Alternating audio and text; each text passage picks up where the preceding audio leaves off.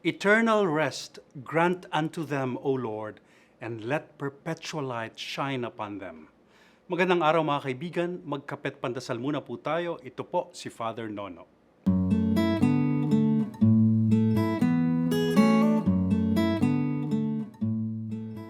Yan po ang ating panalangin siyempre sa araw na ito dahil ngayon po ay araw ng mga patay, All Souls Day.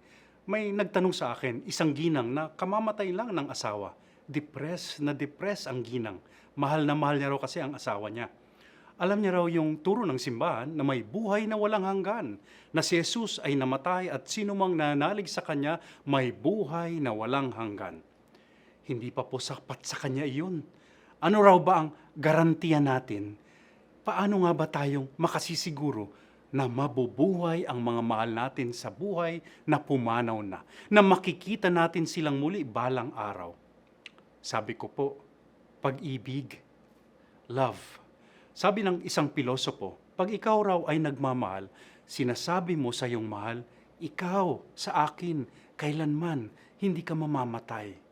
Mga magkasintahan, mag-asawa, mga magulang sa anak, mga anak sa magulang, yan ang iisang hangad ng puso nila. Mabuhay habang panahon ang mga mahal nila kasama nila. Ganyan din po ang pinakahangad ng ating Diyos. Sabi mismo yan ni Jesus, ang hangad ng Ama ay nawalang isa man sa inyo ang mawalay sa Kanya.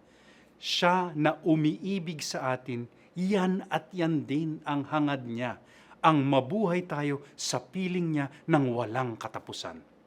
At kung yan ang hangad ng pinakakapangyarihan sa lahat, ang may akda ng buhay, ang pinaka nagmamahal sa lahat, yan po ay matutupad. Sa bisa ng pag-ibig ng Diyos, tayo na mahal niya, kailanman ay hindi mamamatay.